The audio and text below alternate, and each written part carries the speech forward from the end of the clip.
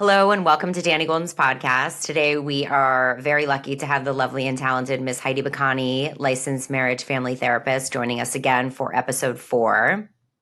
Hi again, Dani. Thank you for having me. Really good to see you again. You too. Always a pleasure. For those who missed it, last podcast, episode 3, we discussed highly sensitive people. So if you have not seen it or listened to it, please check it out. And today we are going to dissect the digital short titled Disastrous Dinner with Boyfriend's Family. But before we get into the meat and potatoes, let's pass the baton to Ms. Heidi so that she can do her disclaimer. Real quick disclaimer to the viewers, please don't take the information we provide as medical advice or replacement for therapy. And please keep in mind that the content of our podcast is solely for the purpose of providing information, educating, and entertainment purposes. Love it. All right. So let's get into those meat and potatoes. So talking about the facts behind this disastrous dinner with boyfriend's family, the story, not the facts, the story. So this really happened, and I was in a very a serious relationship with a gentleman who was my best friend at the time, and thought I was going to... In your 20s, right? In my 20s, yes. Thank you. This was in college.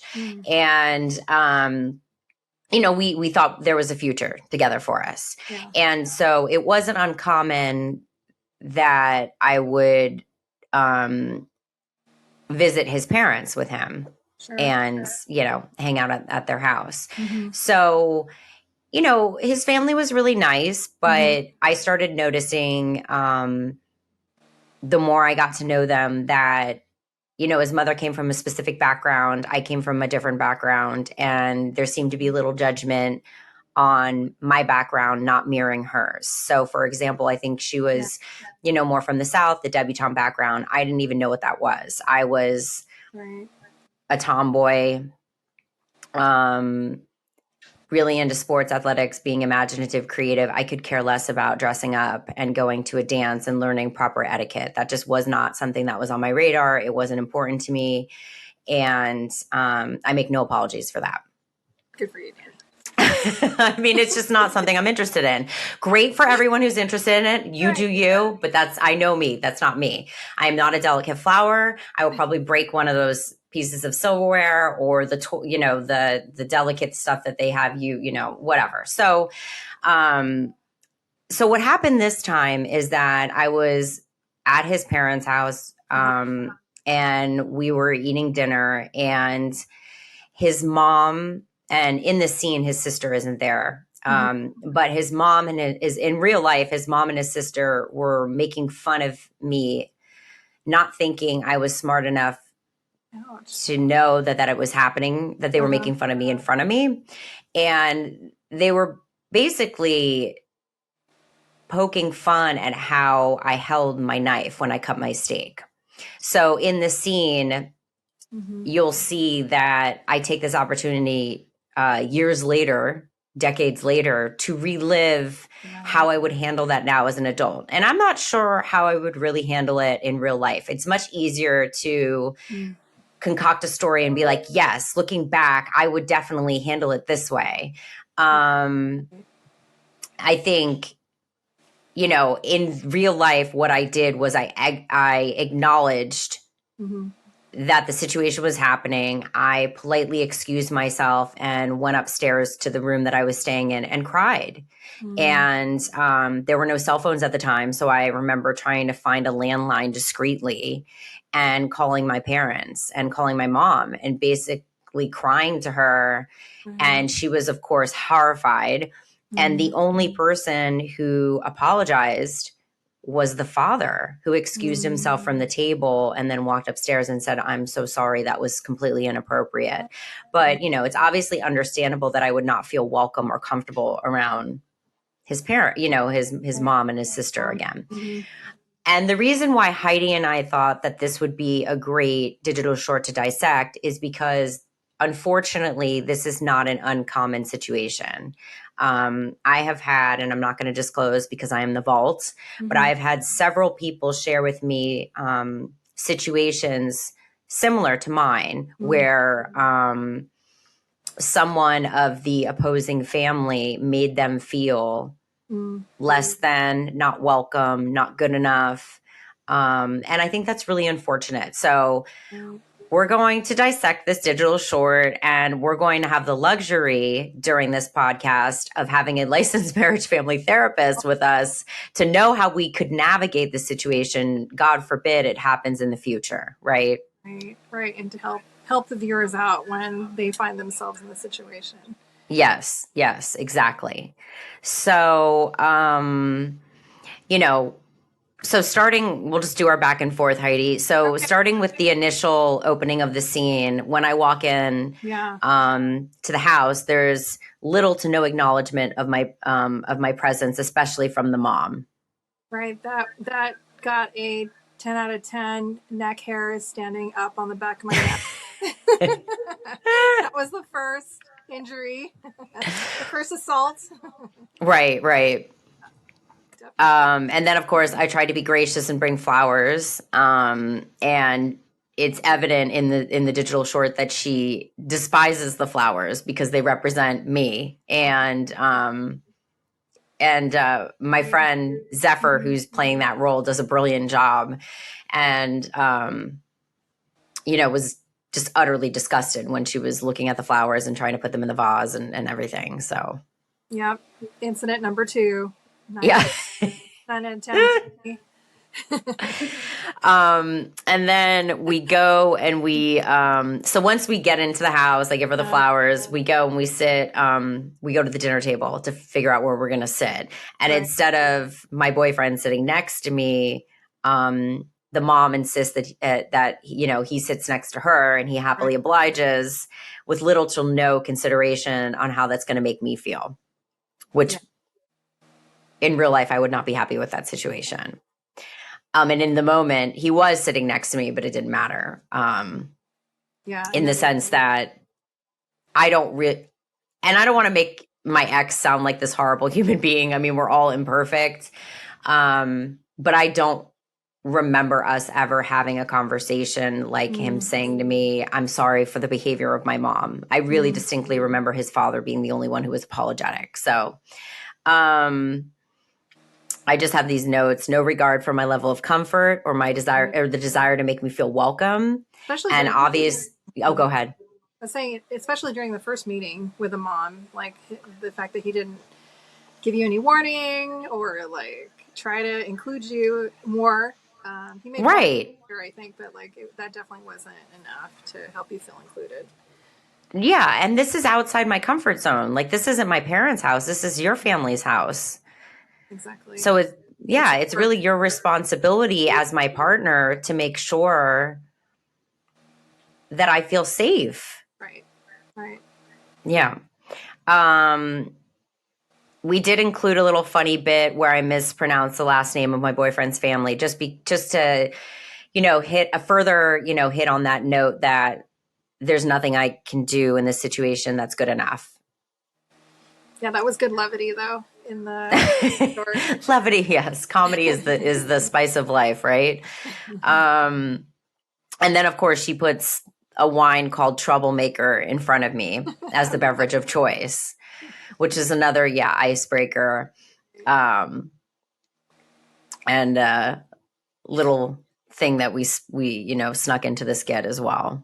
You try to connect by bringing making small talk basically, but a way to connect. It's still an effort to connect, I think. When you commented on your shirt matching the tablecloth, I noticed. Oh, yes. That was like an effort. Yes, I was basically saying we have the same taste. Like, look, your tablecloth matches my shirt. And she was like, of course it does. But I mean, she acknowledged it, but it came across to me like she wasn't reciprocating the effort. She wasn't like really engaging you. She just was very brief. I'll just say that. Yeah, and I think this goes for other relationships that we have in life when we don't feel heard, seen, or accepted. or the desire to welcome us is present, you Mm-hmm. know, and we find ourselves I find myself trying to, you know, make that small talk, find that common Right. connection, search for that common ground. And it's it's sad and frustrating when it doesn't happen. And the reason it's sad is because, you know, it does feel like you're back in, you know, your adolescence and Right. someone's excluding you purposely from a group activity, right? Yeah. And it takes a lot of courage to make that effort and for it to not be like thoroughly acknowledged, I think. Is Yeah.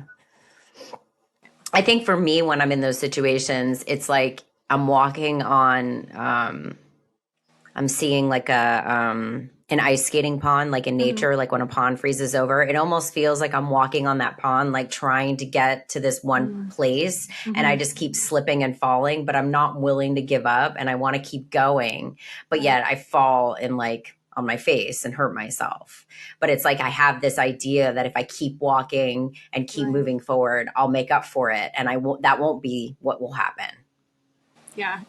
And that is dependent on the person sitting across from us, I think. You Yeah. know, whether they meet us, you know, instead of like us moving towards them and them moving away. If it's more of Hmm. moving towards each other, then yeah, it'll work out. You can get to the middle of the pond and meet each other, but yeah, it depends on who's Yeah. sitting across from us for sure. Whether Absolutely. or Yeah, not we, that's a great point. yeah, And what? whether or not we have that experience of being seen and heard. Yeah, absolutely. Um, so I wanted to take this time with you, Heidi. I'm just looking at my notes to discuss how to navigate difficult situations with potential future in-laws or your significant other's family. Because, like we said, this isn't unfortunately, this is not an uncommon experience. So I think this is definitely worth diving into. Yeah, and this is gonna be um, everyone's experience with meeting their partners, you know, parents for the first time. So I want people to feel ready and prepared for the unknown of it, you know? Right. And narcissistic parents, which I feel safe in saying that I think this mom was definitely showing some traits. It's it's such a common personality type that we deal with in everyday life. So I think it's helpful to recognize that there's things you can do to feel safe around people who are limited in this way, or have these, you know, tendencies, behaviors that make people feel like outsiders. So, yeah, let's go over some things that we can do during these like awkward moments with the moms, you know, or the dads that we're meeting for the first time. So, Absolutely. so the first thing I thought of suggesting was being direct and actually commenting, and acknowledging how uncomfortable it is in a situation. If you're feeling like someone is making every attempt to dismiss you, disregard you, just calling it out, I think. So that you're not sitting, so that I'm not sitting in that discomfort and internalizing everything that's going on, negative that's going on at the table. So almost like in this situation, if I had leaned back and started laughing and been like, "Well, this is awkward." Right. This is awkward. This is really uncomfortable. I'm really uncomfortable, and just leave it at that. You know, just Hmm. putting it out there. I think is a way for us to not suppress the feeling, be genuine and authentic, and then make the other person, make it known to the person who's working so hard to reject us that like we see what's happening in the room right now. Yeah.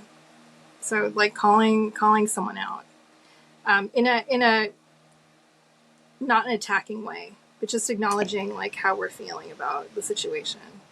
I was going to say polite, diplomatic, Right. or using humor to deflect, like almost like self-deprecating way, right? Humor. That's how I would do it. Like, wow, I feel really uncomfortable right now. Exactly. This is Like, oh, awkward. right. Exactly. Exactly. Okay, what else? I was going to suggest also, if there are negative comments made to us by someone at the dinner table,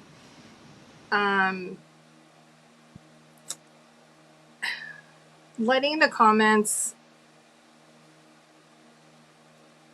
not letting it go, but like not necessarily acknowledging that the comments are being made, kind of like deflecting by talking about something else, changing the topic. That I think that requires a level of like boundary work, though, where we recognize that like that's their negativity, that's not our stuff. Whatever they're putting out into, whatever energy they're putting out into the room, has nothing to do with us. Like that's all their stuff that they're like putting out there. So that's a style of boundary work I think that we can do with people that are negative at a dinner table. Does that make sense? I love that. And I'm even thinking that I can use these tools in other situations, Right. you know, because it doesn't just happen, unfortunately, at a dinner table, right? These situations tend to be, unfortunately, and I know I'm using that word a lot because it is unfortunate, more prevalent in today's society. But I was visualizing like Wonder Woman, like, psh, psh, psh, you know, kind of like, and then, boundary. right, boundary. And also like, not mine, you know, and then, because then I feel like I was imagining myself sitting at that table when negative comments were being made. And it's like, and then I was also, while I was thinking about Wonder Woman, I was thinking almost like, someone where you have to, like an old boat where you have to like get the motor going, like you're actually preventing that motor from getting to go because you're not feeding it. Exactly. Right? You're not giving it gas to go. You're taking it away by not acknowledging it. Exactly. You recognize that it's happening. That's the dynamic right. going on, but you're not giving energy to it. You're not reacting to it. Right. Is boundary. I mean, you're reacting to it, but not really, in a way that's above it. Well, you're responding to it is what you're doing. Okay. Okay. And that's the goal, is responding. I like that. Yeah. Okay. So yeah, you're responding, not reacting. I like that. Okay. And that actually helps me go into my fourth suggestion, which was, you know, when we're in social situations, I think there's, with a negative parent that we're meeting for the first time, it's already so exhausting and taxing, you know, because you're dealing with so many unknowns in that situation, that we want to go into that with a mindset of like protecting our energy. Mm-hmm. And so that not giving the other person your energy by reacting to it, you know, instead like being aware or being the observer of the discomfort that we're feeling or the negativity that's being broadcasted, and not internalizing it, recognizing that that's her or his stuff, is a way to protect our energy so that we can be more present, you know, during conversations with other people at the dinner table, or to feel safe. Yeah, and I think that's hard. I think I definitely, you know, and I don't know that it's always related to age, right? I think this can just be contingent on our insecurities, right, as individuals.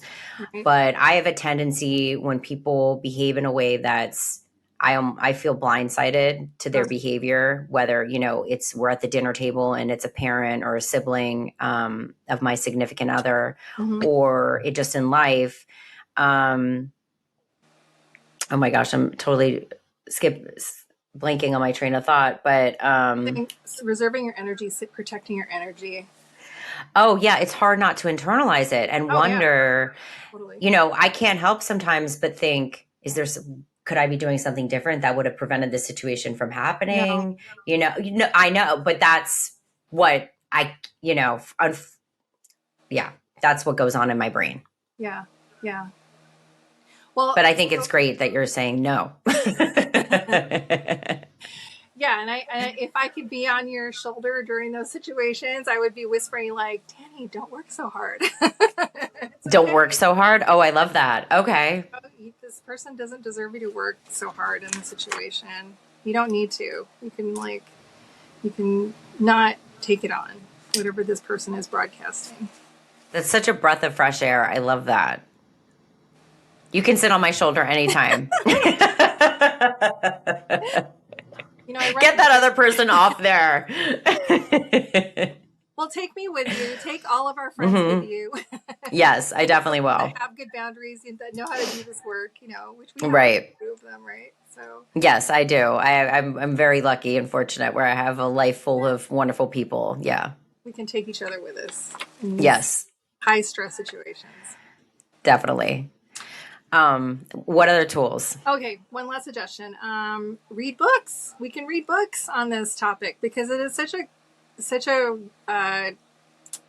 common experience that, and I'll go back to what I was saying earlier about dealing with a narcissistic parent. That there's this is such a stressful type of relationship to have for a lot of people, that there are many books written on how to cope and deal with a narcissistic parent.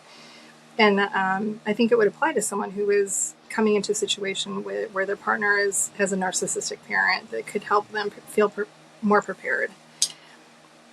Some of the books, I'll give these to you so that you can put them on the list, Dani. I would love that. The description list of these books. One of them is Will I Ever Be Good Enough by Dr. Carol McBride. Another one is Narcissistic Mothers, How a Son Can Face the Narcissist by Dr. Maria Shahida Emma Daughters is her name. Okay. All right. And these will be these will be in the copy for everyone listening and viewing this, just so you can check these out. And Good Morning Monster by Catherine. Catherine Gildner. This is the Good Morning Monster is a book written by a therapist who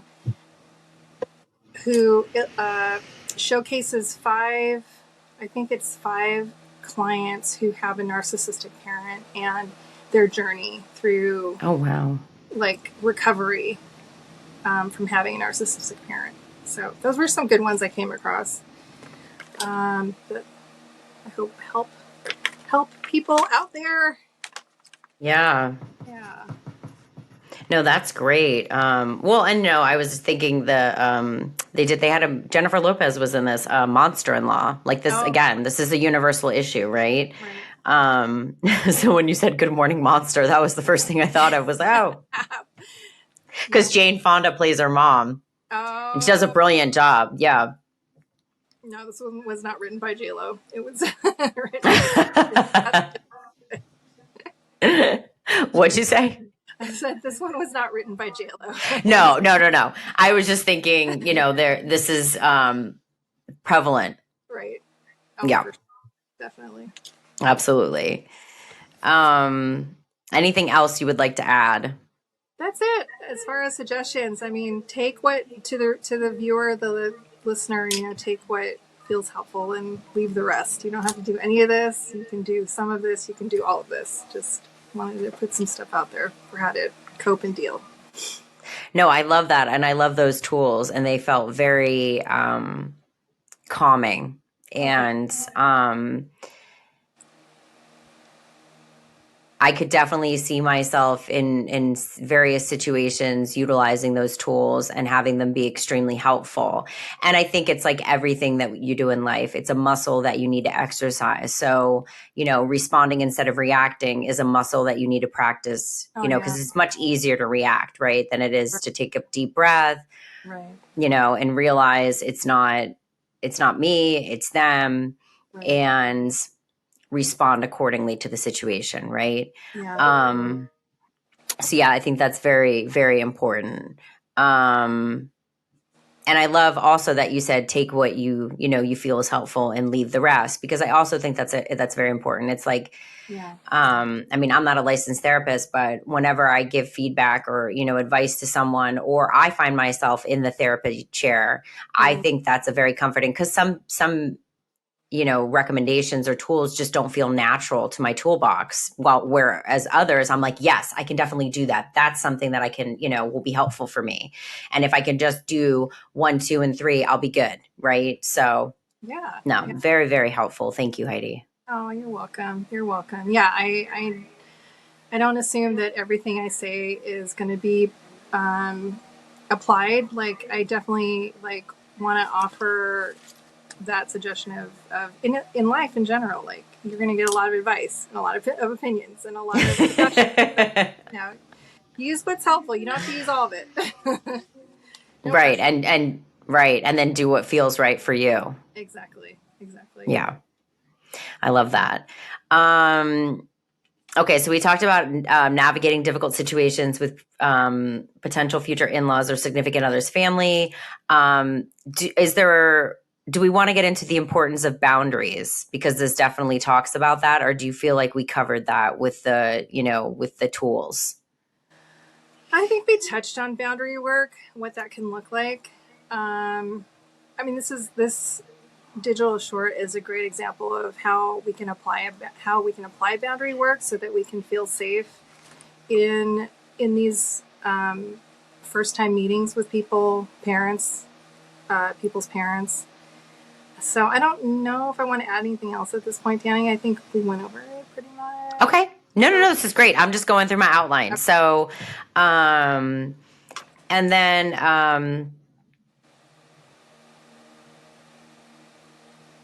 I was just thinking, I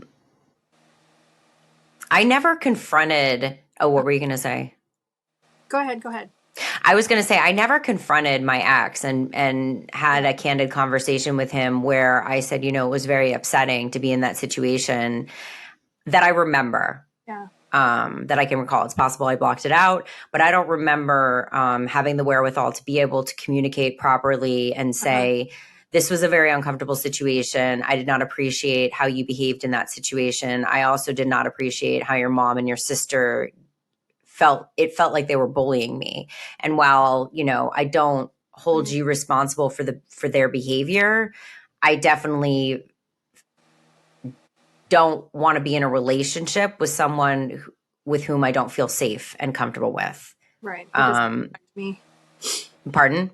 Who doesn't protect me? Right. Who doesn't protect me? I mean, you're leaving me hanging out on the wing.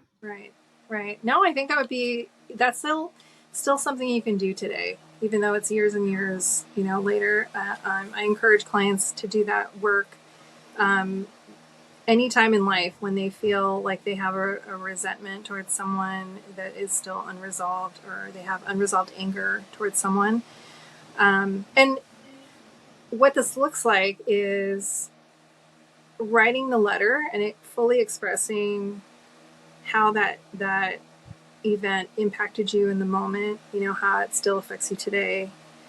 And you may send the letter, you may not send the letter, but you have those are options. You don't have to, but at least processing so that you can have some understanding of whether or not these things still affect you today, I think can be helpful for our confidence in first time meetings.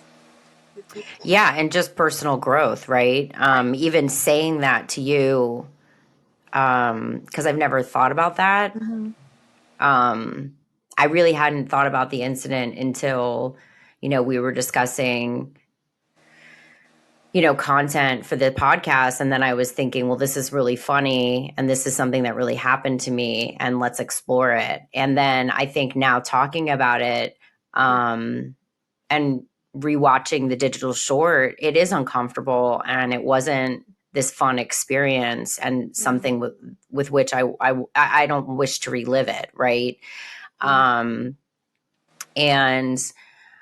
I wouldn't say I have anger. I would say I'm more disgusted.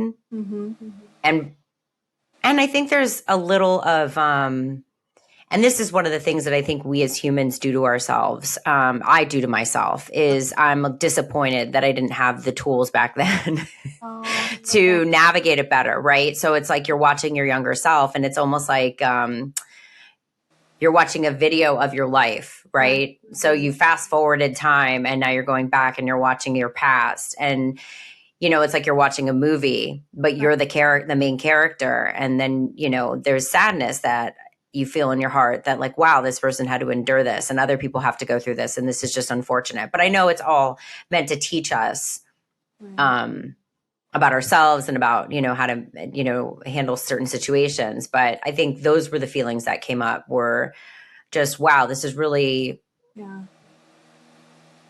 was not an enjoyable experience. And we can leave it at that. Yeah. Your 20-year-old self deserves a lot of courage, a lot of praise for being courageous enough to put herself in that situation and for doing something creative with that experience today, and doing something productive with that disgust, anger, shame, whatever came up for you, that Mm-hmm. you're trying to help people now with these Mm-hmm. with these experiences so that they can protect themselves or feel comfortable or learn to advocate. You're modeling these things now, Dani. So Yeah. your 20-year-old self did exactly what she was supposed to do in my book. Well, thank you. That made me feel much better. No, and it does make me feel better to utilize pain from the past, Yeah. to propel others and myself forward. It's Yeah. definitely makes me smile. All right, public service announcement time. Okay, so I was inspired to look for a clinic in my neck of the woods this episode, and what I came across was the Healthcare South Bay Family Healthcare in Redondo Beach. This is a clinic. Well, so there's multiple clinics that are located all over LA County, but this one specifically is in Redondo Beach. And at these different locations, they provide lots of different services, not just psychotherapy. They also provide like dental services, Okay.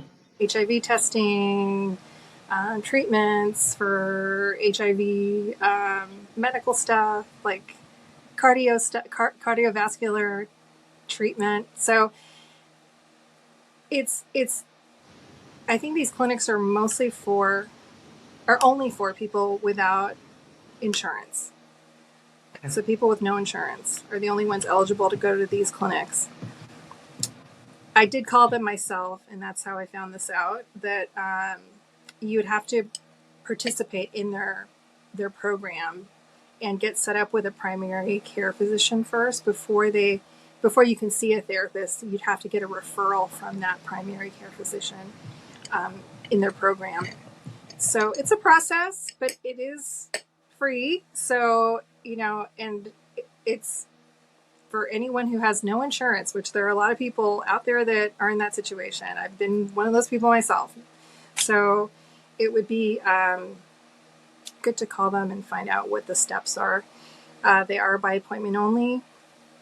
And the phone number to the Redondo, or actually the main office number, and then they'll route you to the whatever location is closest to you. The main phone number is for intake and appointments is 310-802-6170.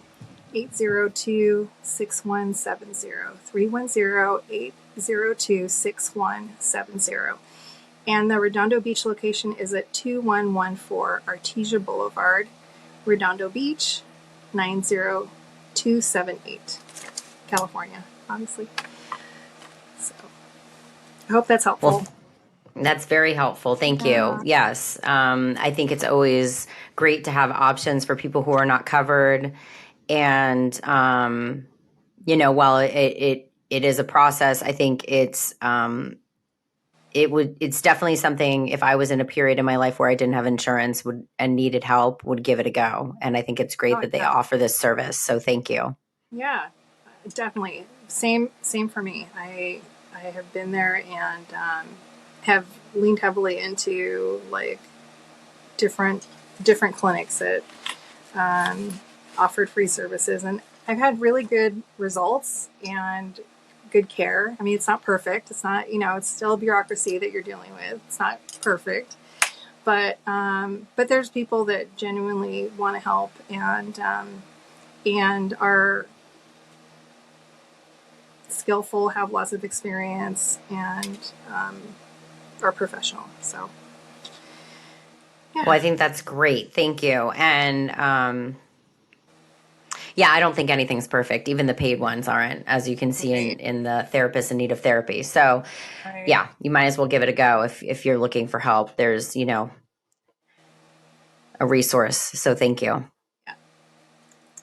All right. Well, today's question is going to be I would like you to talk about a time when you were in a situation that is similar to this dinner table scene situation. Okay. And just, whether you have regrets, do you wish you had handled it differently looking back, what you do different now, all those fun little questions we ask ourselves. Yes. And inquiring minds want to know. My 20-year-old self is definitely not my 40-year-old self. I'll start with that. Right. And, thank goodness. Yes.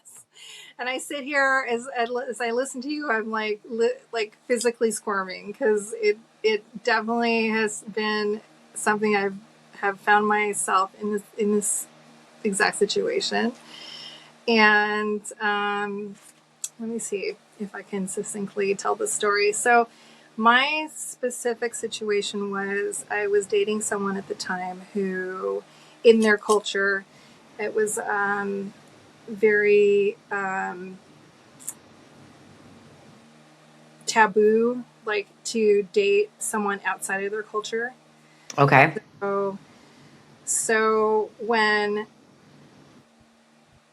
this nice young man I was dating wanted to introduce me to the mom, we did a lot of talking about what that process would look like so that I would be prepared.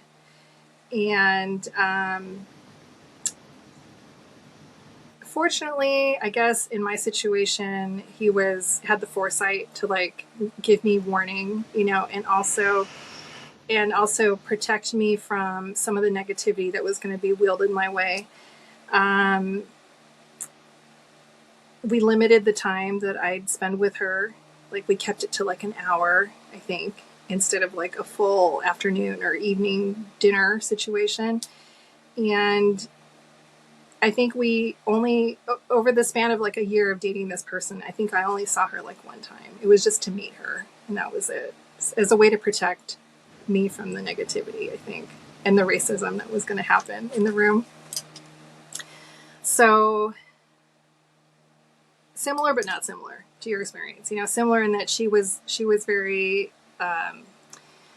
like not welcoming, little to no acknowledgement, and she made it known to her son that like someone who wasn't from his culture was not going to be with her son. So it was it was all stacked against me, but that's okay. We like navigated through it, I think. And we got through it. Helpful as it was that he was, like able to kind of prepare me for that situation. I mean, I think my 20-year-old self also, with her, what little self-confidence she had, I think, decided that she was going to shield herself by not interacting very much with the mom. And I wouldn't give her anything negative to say about me. So I didn't say very much, for that reason at the dinner table or at lunch or whatever we were doing for an hour. And I would compliment her on her food because A, her food was really yummy. And B, like, I just wanted some way to connect with her that wasn't going to like give her reason to attack me. So I'm going to give, my 20-year-old self a little bit of credit for that, but it's super uncomfortable. It's super hurtful when someone doesn't. I mean, we're so young, and not experienced in how to deal with the unknown in our 20s still. So it's really hard. It's really hard for all of us, I think. Absolutely. Well, I give your 20-year-old self an A plus for creating all those boundaries and having the conversation ahead of time, all of these things that I did not do. And that's just amazing. And, Well, your not boyfriend didn't help you sharing. out either. No, I know. No.